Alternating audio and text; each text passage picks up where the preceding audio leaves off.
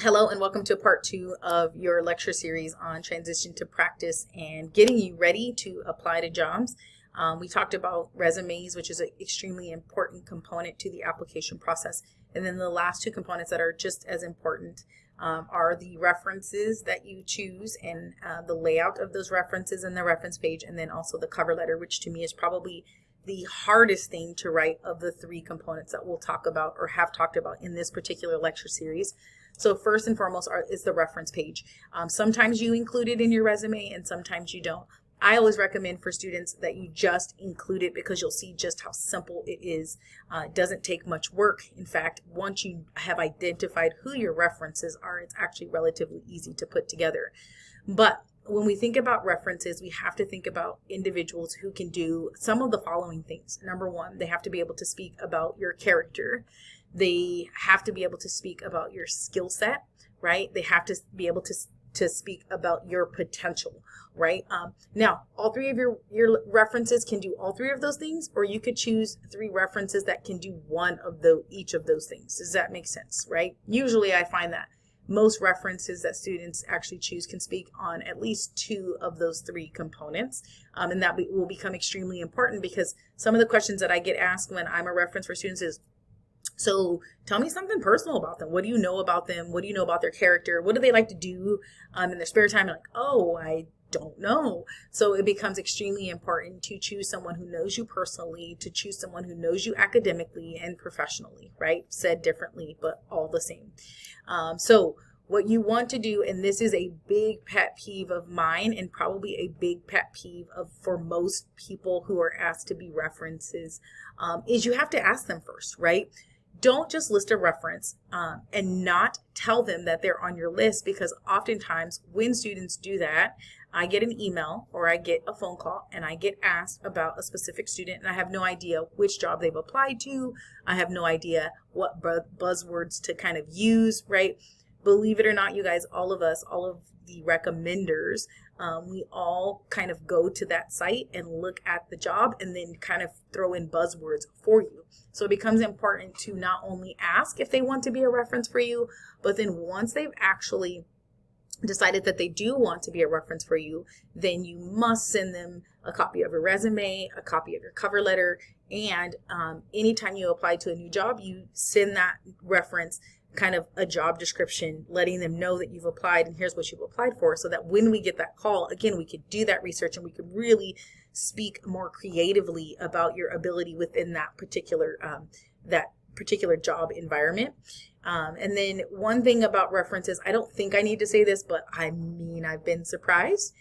It cannot be a relative or a friend or another peer in your cohort, right? So it would have to be a faculty member. It would have to be a clinical preceptor. It could be a previous faculty member or a previous employer, right? That's outside of athletic training, but certainly shouldn't be relatives, friends, and or other students.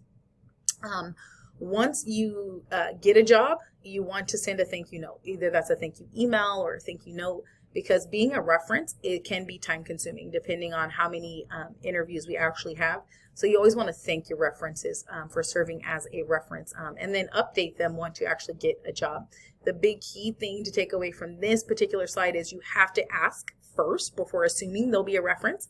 I don't always say yes for everybody, right? And I assume that other colleagues are very similar. They're not going to say yes to every single person that asks them to be a reference. So ask before listing. Once you have your three and you've confirmed that yes, they want to be references for you, then this is what your reference page is going to look like. What you're going to do on this reference page is you're going to list the name of the individual and any credentials that they might have. You're going to list their position. You're going to list who they work for. If you have their address, that becomes extremely important, and their email address, and then their contact number, whatever that is preferred, whether that's their actual work phone number or an actual cell phone number for that individual. On your reference page, because sometimes it can become detached from the actual resume, you again want to have that kind of name and information header that you have on the resume. Again, sometimes people only print one page, right? So it becomes important to make sure that your name is always associated with everything that you turn in. But that's pretty simple, right? Making sure you ask, making sure they can speak about your academics, about your clinical skill set, about who you are as a person, making sure you ask. I said that a couple times. And then making sure you thank your recommenders. And just don't forget, when you ask, send the resume and then send any job descriptions as you begin to apply. Okay, the next key component to this online lecture is really about the cover letter. The cover letter, the resume is important, most definitely, because it lays out your skill sets. But the cover letter is the why. It's telling the employer why it is you've decided to apply for this position, why you think you have the skills to be successful in this position, and then the third why is why they should actually hire you, right? So when you apply to a job, you should turn in 2, if not 3 different things. Hint, hint, they're the components of the lectures, right? The resume, the cover letter, and then the list of references, right? This is the part of the application process where you start to use first person, and it creates this kind of personal relationship with you and the actual employer. So this is where you get to be you, and you get to lay that out, and you get to write in paragraph format, right? What it also does is most often employers will review the cover letter before the resume. So it introduces things within the resume that are highlights for you. So if you work with D1, if you worked an Amazon internship, if you worked at Stanford, if you did all of these like kind of highlight moments, this is your opportunity to tell them the highlight, to tell them what you've learned in the highlight, and to tell them why those highlights or those experiences that you've had in the program make you prepared for the job that you are applying to. When you have a cover letter, you always address it to a specific person or a specific committee, depending on what the job description actually says.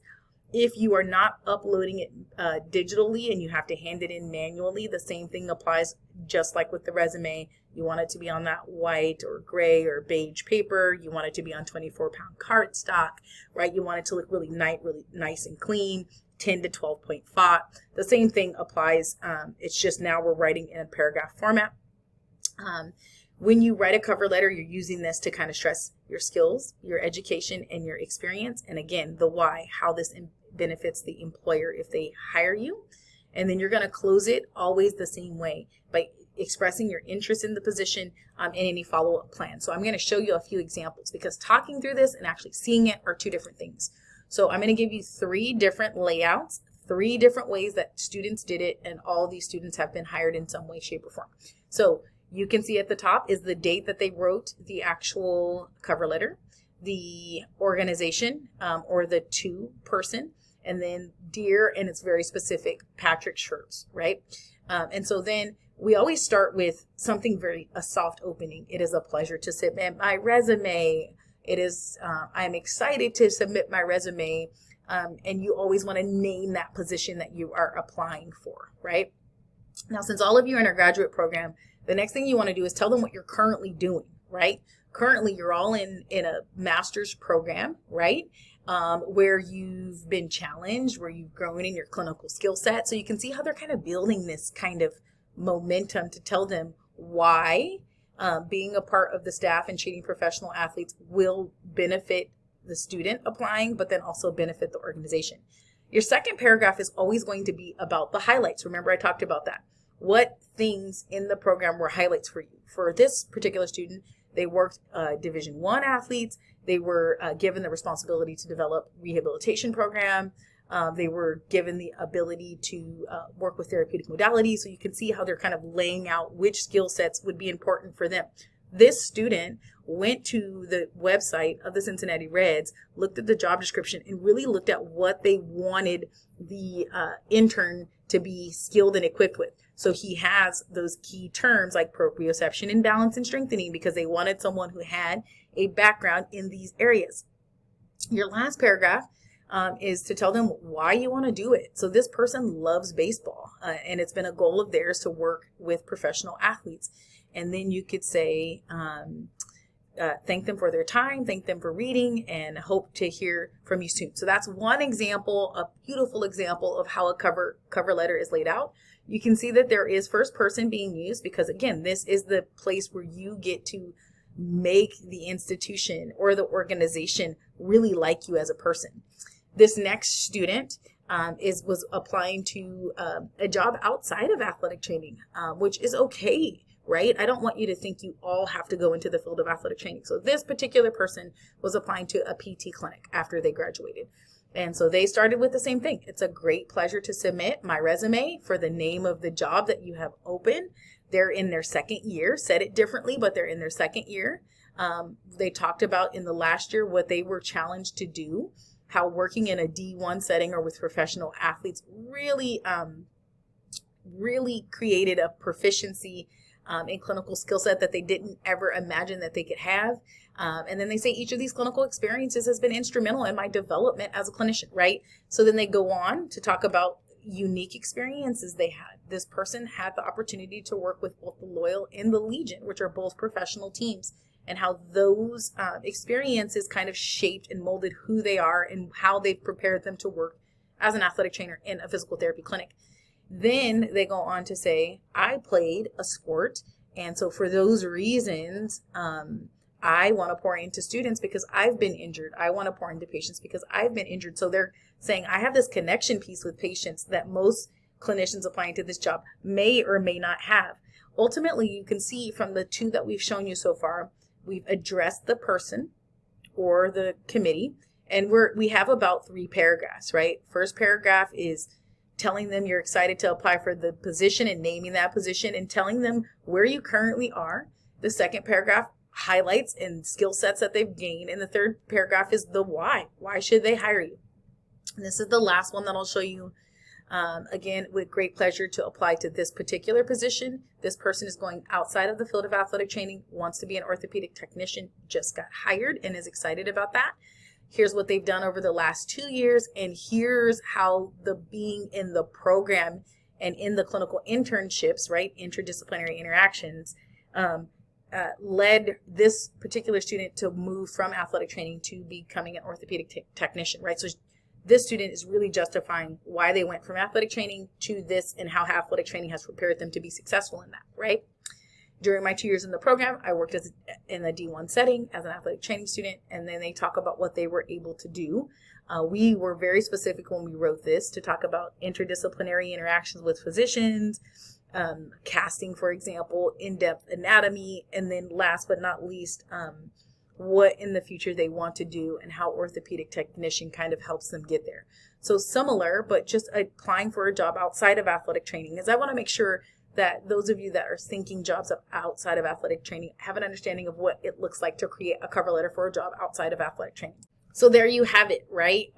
All 3 components. I'm making it sound easy. It will not be. We will struggle through this together. There will be multiple iterations of this, multiple revisions. So the first time around, I just need you to start getting the format of each of these, right? And it won't be easy. What you'll learn about the cover letter is it's not easy to write about ourselves, right? We could probably write more negative things about ourselves than positive things. And so writing positive things about ourselves and selling ourselves is a very challenging task. So the cover letter is very difficult to write, but once you write it, the only thing you're going to tweak within that actual cover letter is going to be that first sentence. It is with great pleasure that I apply for, and you're going to change the name of the job.